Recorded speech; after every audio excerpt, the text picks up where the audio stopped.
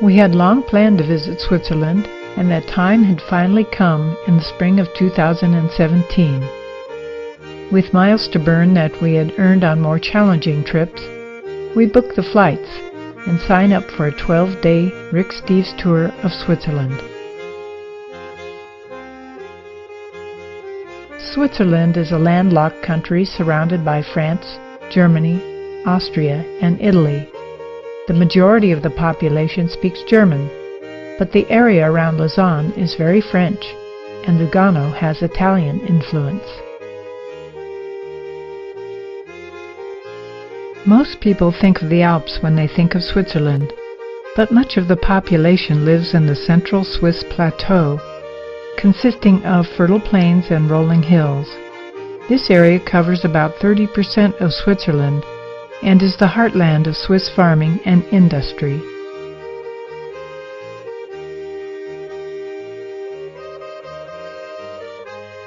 We arrived by train in Lucerne a day early, and I do some exploring in the evening on my own.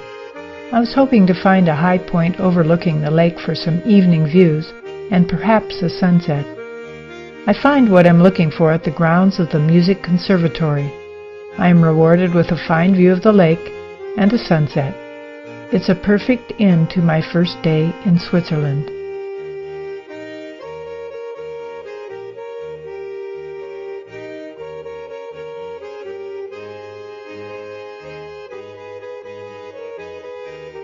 The Lion of Lucerne is carved into a cliff above a small pond. The monument is dedicated to the 900 men of the Swiss Guard who defended King Louis XVI of France during the French Revolution. Less than 100 Swiss Guards survived. The dying lion lies upon the symbols of the French monarchy. A broken spear pierces his side. Mark Twain wrote that the memorial was the most mournful and moving piece of stone in the world. The origin of modern-day Switzerland began on a meadow overlooking the lake. As the 4 cantons fronting the lake took an oath in 1291 that laid the foundations for the Swiss Confederation. The cantons began feuding, and Brother Claus negotiated a peace treaty between the warring cantons in 1481, and a civil war was avoided. A permanent alliance was formed to protect each other and to remain independent. After the defeat of the Swiss by the French at the Battle of Marignano in 1515, Switzerland signed the Eternal Peace Treaty with France in 1516, based on Brother Claus's philosophy. Since then, Switzerland has had to defend itself only once, when Napoleon's army invaded Switzerland in 1798. Switzerland regained its independence and its status as a neutral country in 1815 after the defeat of Napoleon. Since 1815, Switzerland has not participated in a foreign war. A morning farmer's market right in front of our hotel.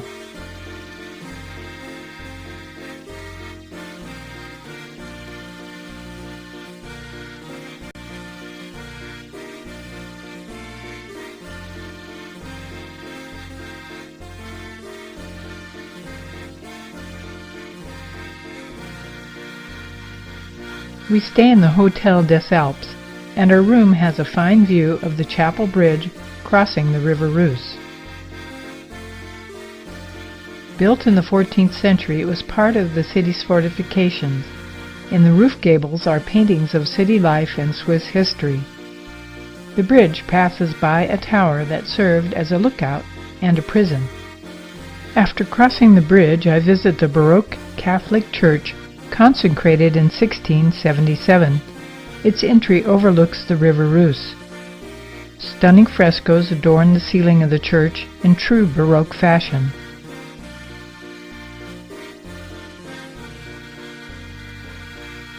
The marble altar and the beautiful organ complete the Baroque interior.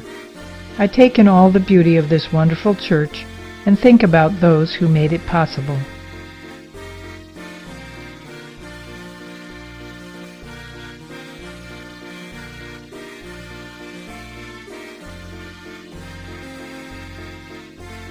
A walk around the old town reveals more of the beauty of Lucerne.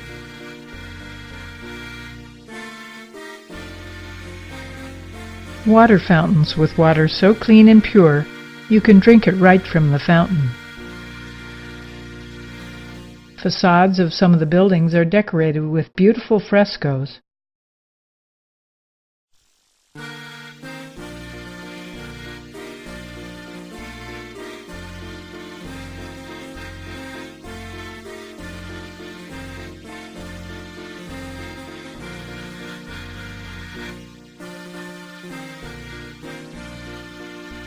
A bride walks through this picturesque part of the city, her photographer looking for just the right spot for that perfect photo.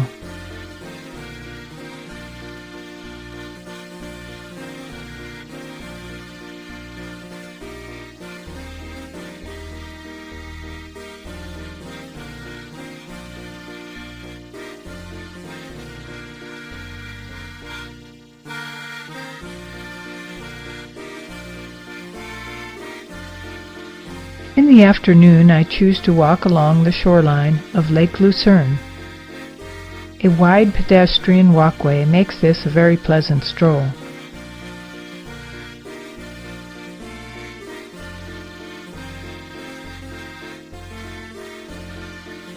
There are numerous places to either sit and enjoy the beauty of the lake or have a swim.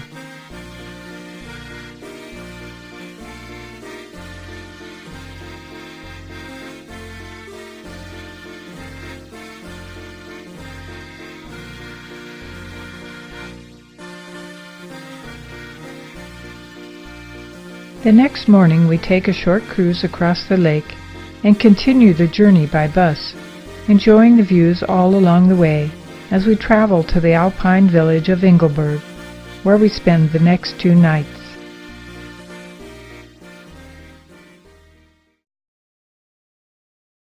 Engelberg is an alpine ski resort in the winter, but in the spring it is glorious in its views of mountains and meadows of wildflowers. I hurry out of the hotel for the early morning light on the mountains. I am not disappointed. The village is still asleep, as the valley floor is in shadow. I have some time to explore in the quiet of the morning before the village awakes to a new day. I return to the hotel for breakfast before taking the cable car ride up Mount Titulus.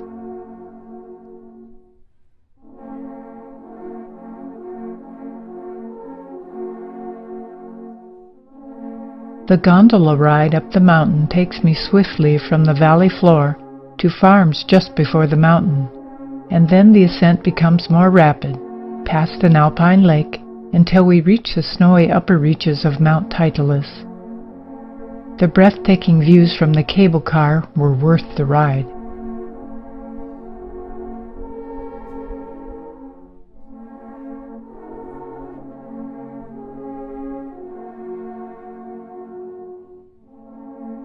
A short and pleasant walk from our hotel brings me to the Benedictine monastery and its church.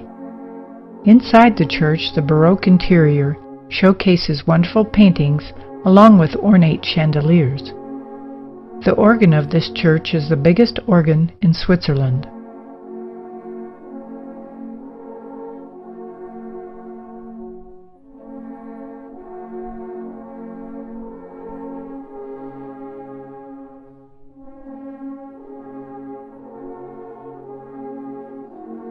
Now it is time to get outside and visit some of the wildflower meadows.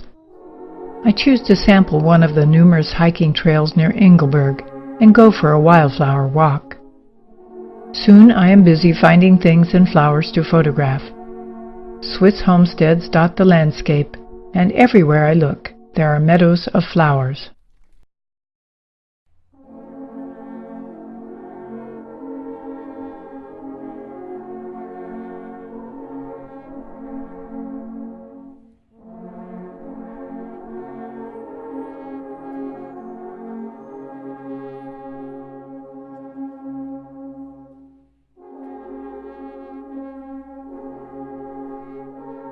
Brown Swiss calves curious about the stranger passing by, give me a long look with their big brown eyes. Meadows, mountains, trails to explore, and a fantastic spring day in Engelberg. Nothing could be finer.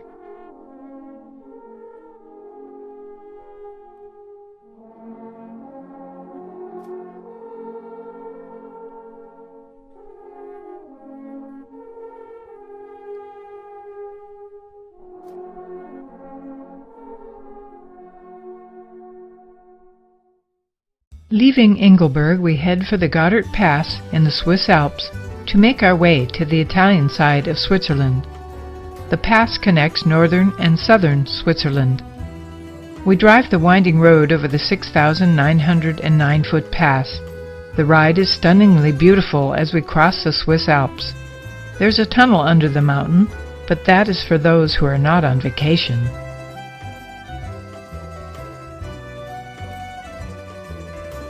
We stop at the top of the pass to take photos and stretch our legs before going down the other side into the fortified town of Bellinzona. 3 of the best preserved medieval castles in Switzerland are located in Bellinzona. We explore the largest of the castles. Many people enjoy the castle on this gloriously beautiful spring day. The most fun is watching children as they play with a parachute on a school field trip, using up some of the amazing amount of energy that children have. What fun!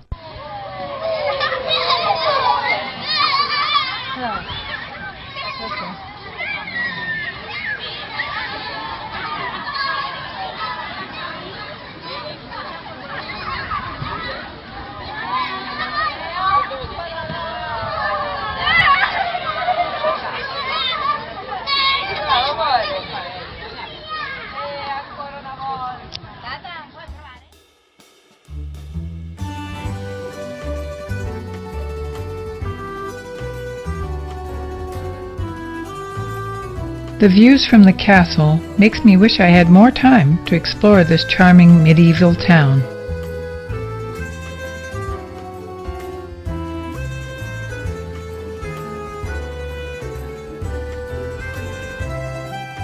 After lunch and a brief stop at the Verzasca Dam, we head up the Verzasca Valley.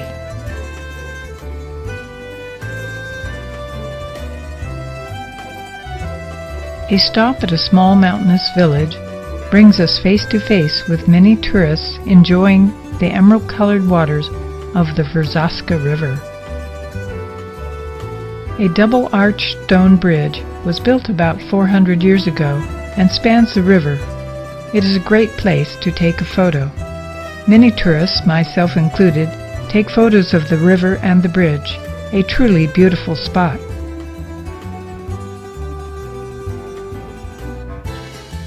A posted video on social media has had the effect of bringing many visitors to this small town.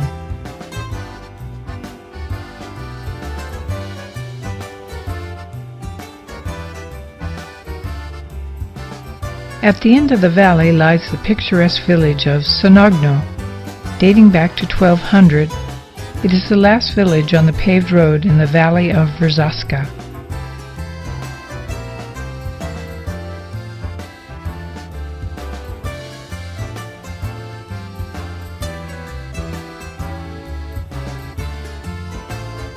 Homes are built with slate roofs and stone walls using locally available rock. Many homes are restored, and the streets and homes are neat and clean, with flowers blooming everywhere.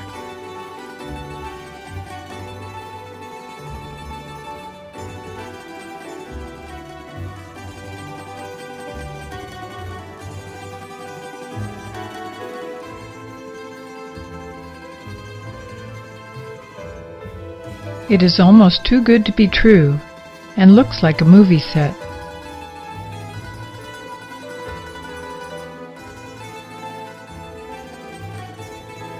We have the place nearly to ourselves.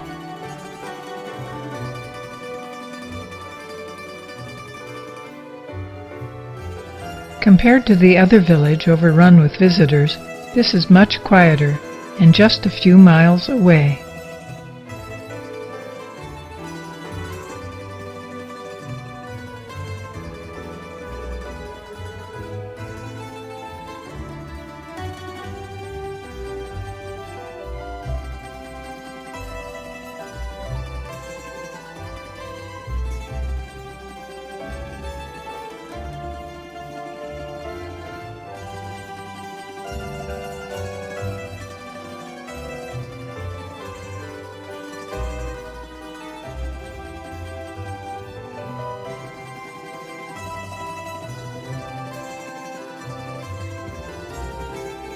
A walk around this village is a lot of fun for a photographer.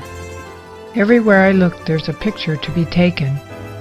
Again, I wish I had more time to stay, but soon it is time to leave. I really enjoy our brief visit to the village at the end of the road.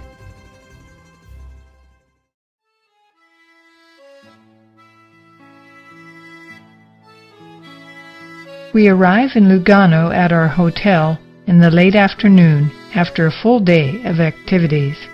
These children have the right idea.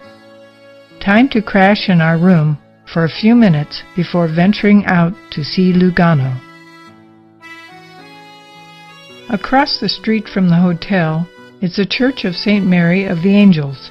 Dating from 1499, the church was once part of a monastery. Inside are wonderful frescoes. The finest Renaissance fresco in Switzerland, painted in 1529, is on the wall that separates the nave from the altar area. It depicts the Passion and Crucifixion of Christ. It took Bernardino Luini 10 years to complete this magnificent fresco. On the left are 3 framed pictures of Luini's Last Supper, a fresco that once adorned the monks' dining hall. What a treasure to have this little church right next door to our hotel.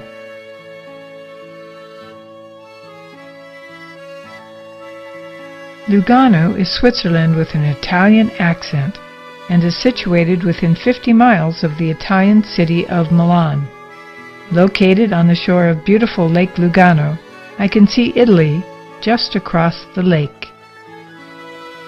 The climate is surprisingly subtropical, and you could already feel the heat and humidity of summer in early June. Winters are mild, so many people have second homes here. Walking around town, it is evident that Lugano's buildings have an Italian flair that makes the downtown area quite lovely to stroll around and take in the sights.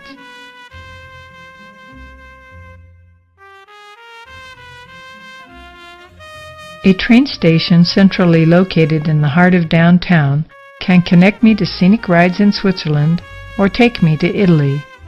Stairs lead down to the lakefront city from the train station, or I can take the funicular down.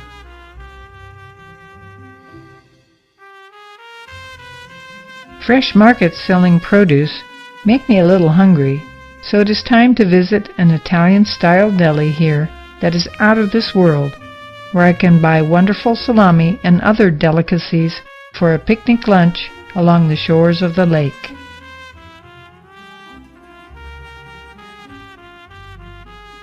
I take the promenade and walk for several miles along the shore.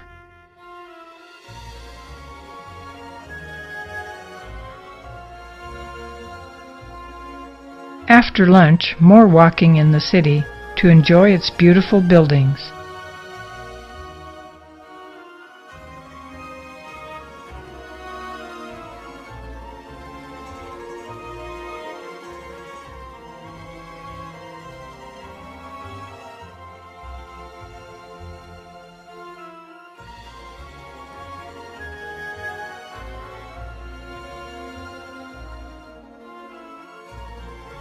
As dusk fell on the shores of Lake Lugano, I look for an evening photo of the lake. The sky turns from pink to blue, and rain clouds gather. I stay out until the raindrops begin to fall. In the morning we say goodbye to Lugano and head to the mountain village of Zermatt for a chance to see the Matterhorn. I take a quick photo of a woman and child dressed in traditional costume, and as quickly as they appeared, they were gone. Soon I see these two ladies dressed in red slipping down a side street and quickly disappearing from view. I want to follow them to see where they are going, but I follow our guide up the main street to try and see the Matterhorn. After waiting for about 30 minutes, I never get a clear view. The clouds keep the face of the Matterhorn covered, with just a glimpse now and then. I photograph an ad for Toblerone to show myself what I had missed. I give up waiting for the elusive Matterhorn to show itself and wander around some of the back streets of Zermatt to see some of the old traditional buildings.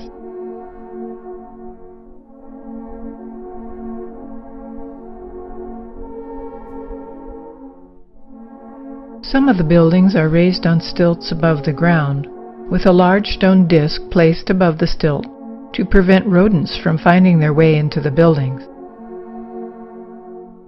Originally, these small buildings were used to store grain and are an interesting reminder of the past way of life in Zermatt.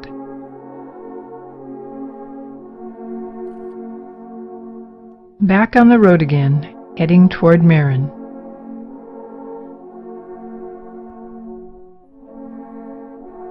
A scenic traverse over the Grimsel Pass is the next experience for us on our magical Swiss tour. There are plenty of hairpin turns as our bus makes its way up the side of the mountain. A very scenic ride indeed, with magnificent views, some of which I capture with my camera from the bus.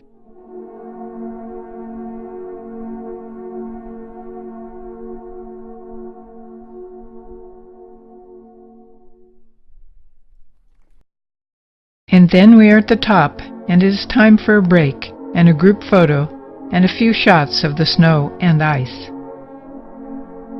The cold, icy air is invigorating, and it feels good to get back on the bus where it is warm and comfortable.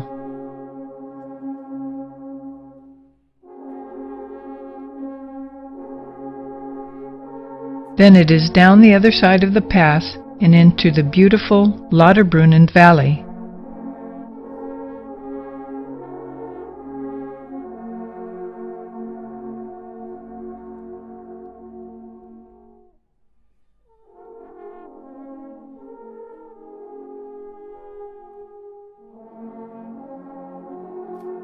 From the valley floor, we take the cable car up to the fog-enshrouded cliff-hanging village of Meran, where we will spend the next 2 nights.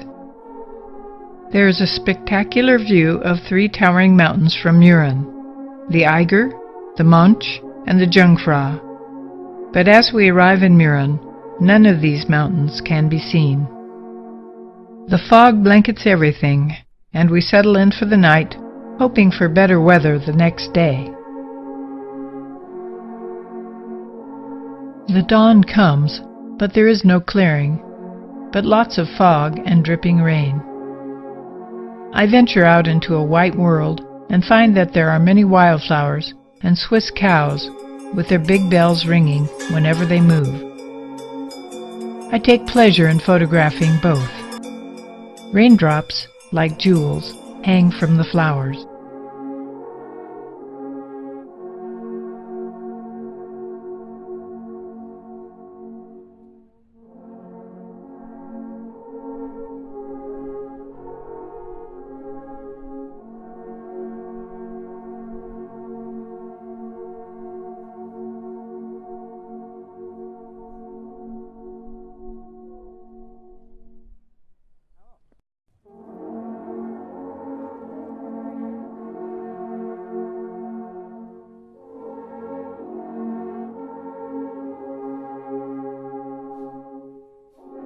Now and then there are glimpses of the mountains, but they soon disappear behind the clouds. A mountain stream tumbles down the steep slopes.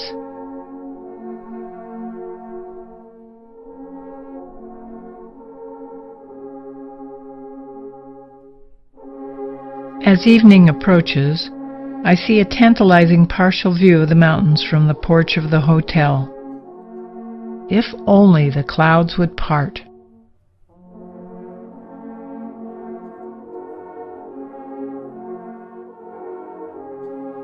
An early morning shot reveals the Eiger to the left, but the north face is out of view from Mürren. The morning clouds begin to clear, and the sun comes out as we say farewell to Mürren.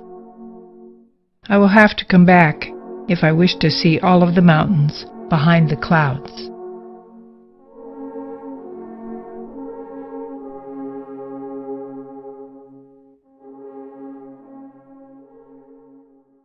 Our day in Lausanne is packed with activities. We take a boat ride on Lake Geneva and dock at the Château des Chillons for a tour of the chateau, and then on to visit a vineyard for wine tasting. While waiting for our lake cruise, I see this sign posted by a local businessman concerning his views on American business and climate change. Lausanne is in the French-speaking part of Switzerland, and most of the people speak French here. The city sits high above Lake Geneva.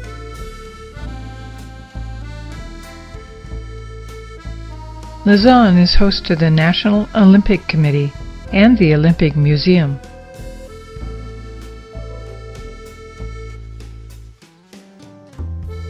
We board the paddle boat on a gloriously sunny morning for a cruise across the lake. We have second-class tickets that entitle us to seats outside on the deck, exactly the place I wanted to be. I entertain myself by taking photos of the people on board, a fun and relaxing ride.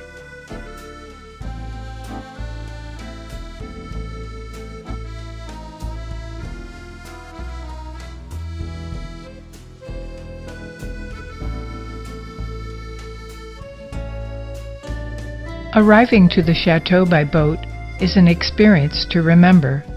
The chateau appears to be sitting in the lake just offshore, but is actually built on a small rocky island. The waters of the lake lap at the very walls of the chateau. The castle is open to the public for tours, but it has an historic past. The oldest parts of the castle date from 1005 AD, during the Roman period. Chillon was made popular by Lord Byron, who visited the castle and was inspired to write the poem, The Prisoner of Chillon. Prisoners were kept in the dungeons of the castle during times of war. A plaque is placed in memorandum of Lord Byron on the dungeon wall.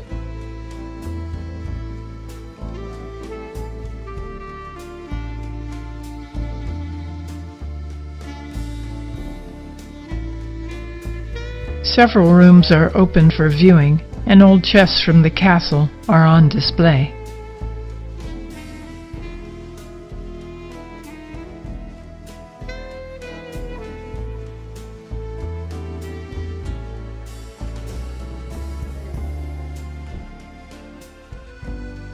A fountain in the courtyard and a view through an arch catches my eye.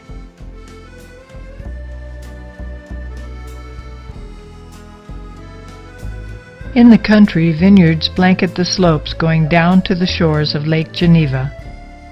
This area is a noted wine-producing region, and a wine tasting at a nearby vineyard is a nice finish to this beautiful day. The bus drops us off, and we walk down the streets of the small village to the winery.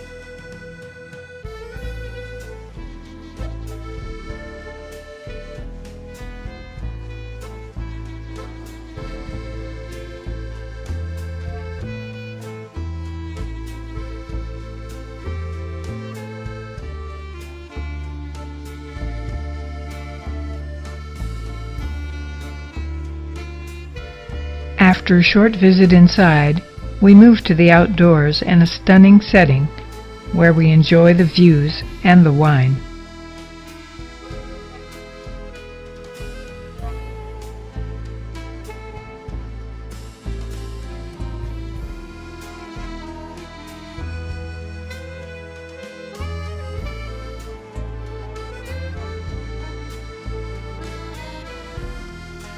We return to Lausanne, relaxed and happy.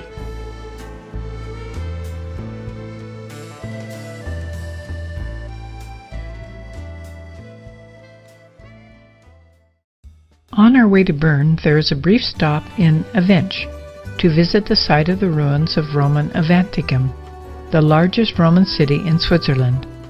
The Roman Empire governed over what is now Switzerland from 58 BC to around 260 AD. With the collapse of the Roman Empire, the Romans withdrew their troops to Rome. Germanic tribes moved in, and by about 400 AD, Roman influence had all but disappeared. By the 7th century, Avanticum was already in ruins. Ruins of the city were rediscovered in the 18th century. We visit the large amphitheater and the theater. The history of the city of Bern begins with its founding in 1191. Local legend has it that the duke that founded the city vowed to name the city after the first animal that he met on a hunt, which turned out to be a bear. Both the name of the city and its heraldic beast come from this legend. Bern's old city is situated on a peninsula, surrounded on three sides by the Horseshoe Bend and the River Aar. In the summer, many people float down the river. The waters of the river are always cold, and the current is fast. The Münster Cathedral is located on the south side of the peninsula. Construction on the Münster began in 1421 and finished with the bell tower in 1893. The bell tower is the tallest in Switzerland. Statues representing the Last Judgment can be viewed over the main portal of the cathedral. The medieval clock tower in the old city of Bern has existed since around 1218. It is one of Old Bern's most recognizable symbols and is a major tourist attraction.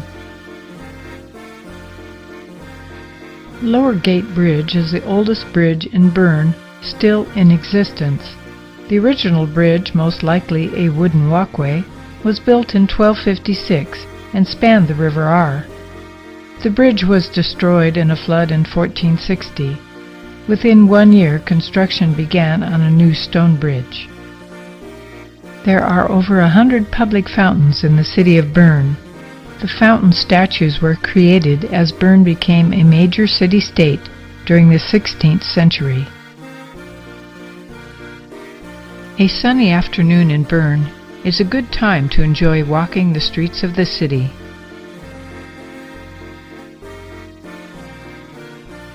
Before returning to the hotel for our last night in Switzerland, we enjoy refreshments and conversation with a local Swiss guide. Our last day has finally come, and it is time to return home from this beautiful country. We will not soon forget the mountains, waterfalls, streams, and lakes of Switzerland.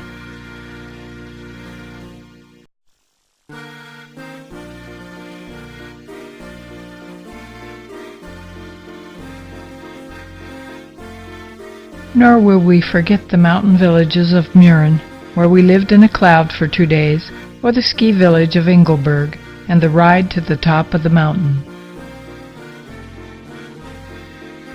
So much more to see, but time to return home again, to begin a new adventure.